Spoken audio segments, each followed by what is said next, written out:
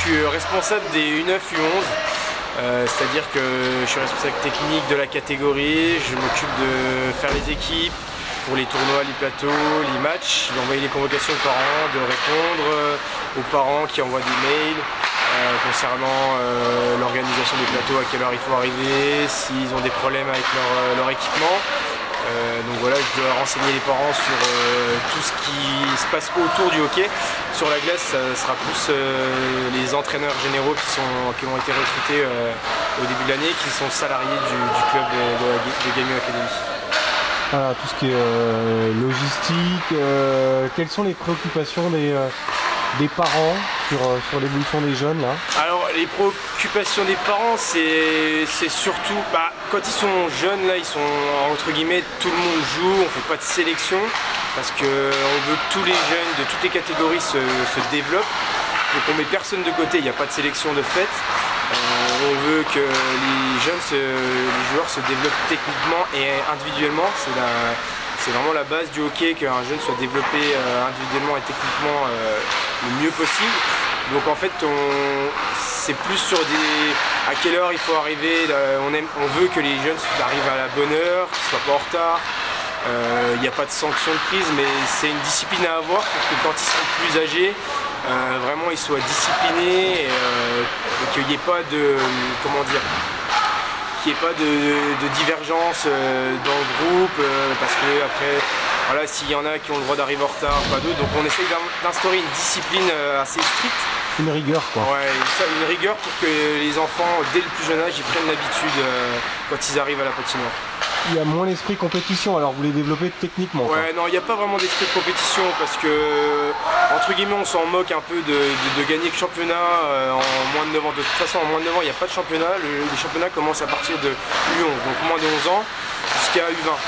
Et U11, U13, on s'en moque de gagner le championnat. On veut développer vraiment nos joueurs à partir de U7 jusqu'à U13, techniquement, pour que quand ils arrivent en U15, ils soient vraiment perfectionnés au niveau technique et qu'ils puissent évoluer correctement sur la glace, quoi.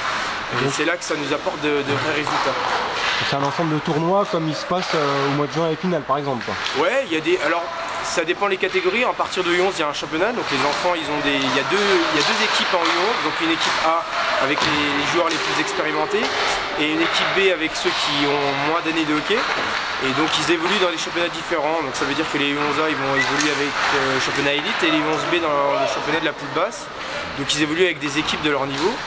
Et donc U13 pareil c'est le championnat. Et par contre U9 c'est des plateaux, donc les plateaux c'est des mini tournois en fait. Ils jouent contre des équipes, des clubs de la zone. Donc c'est-à-dire qu'il y a Luxembourg, Mulhouse, Strasbourg, des villes proches pour que les parents n'aient pas trop de route à faire et que les enfants puissent énormément jouer en fait. Dijon, etc. quoi. Ouais, Dijon, il y a Dijon, Strasbourg, Mulhouse, Colmar, Metz, Amnéville, Luxembourg, voilà à peu près les clubs. Qu'est-ce que vous leur faites travailler alors pour qu'ils soient agiles techniquement? Il y a des techniques de travail particulières? Ouais, c'est vraiment de la technique individuelle. Il y a par exemple, si on prend un pourcentage, on va dire que 20% de l'entraînement, on leur apprend à vraiment avoir l'esprit d'équipe, jouer en passe, jouer en équipe. Et les 80% des entraînements, c'est vraiment de la technique individuelle. Donc ça veut dire qu'on va travailler l'agilité sur les patins, les virages, les freinages, le maniement avec la crosse, le maniement du palais, savoir travailler avec sa crosse, les shoots et les passes. C'est vraiment de l'individuel. On veut pas on fait pas de tactique, de positionnement quand ils sont vraiment jeunes. Ça c'est vraiment plus tard, quand ils ont 15 ans, 13-15 ans quoi. Donc la vitesse c'est à partir de 15 ans par exemple, la puissance, l'explosivité? Ouais, bien sûr, ouais. On veut qu'ils soient équilibrés sur la glace, qu'ils soient vraiment gainés sur la glace, qu'ils aient un bon équilibre pour ensuite travailler la vitesse. Après, bien sûr qu'on travaille la vitesse quand même, parce que il n'y a pas que la puissance dans la vitesse, il y a aussi la technique qui fait qu'un enfant puisse aller vite. Donc s'il a la bonne technique, il ira toujours plus vite qu'un enfant qui n'a pas la bonne technique, même s'il est plus grand et plus physique. Donc voilà, c'est vraiment primordial. La technique de patinage est primordiale dans le hockey. C'est la première chose qu'on apprend dans le hockey. Bon, toi qui es là depuis quelques années, est-ce qu'il y a des joueurs au fort potentiel qui peuvent être amenés à alimenter l'équipe Magnus? On pense au U20 notamment. Alors, je vais être un peu... je veux pas être méchant, mais je pense que U20, il y a des potentiels, mais il n'y a aucun joueur pour le moment, à moins qu'il y en ait qui progressent énormément, mais pour le moment, il n'y en a aucun qui, je pense, sont capables de jouer en Magnus. Mais en tout cas, à partir de moins de 11 ans, on a des forts potentiels. Moins de 11 ans et moins de 9 ans, on a vraiment des beaux potentiels et beaucoup de joueurs qui sont très très bons, qui jouent en passe, qui jouent en équipe, qui sont respectueux, qui respectent bien les consignes. Ils écoutent les entraîneurs et c'est vraiment plaisant d'entraîner des jeunes comme ça. À tous les postes? Ah oui, à tous les postes, si on veut, quand ils sont jeunes comme ça, ils n'ont pas de poste prédéfini. Un joueur doit savoir jouer tous les postes, il doit savoir attaquer et défendre.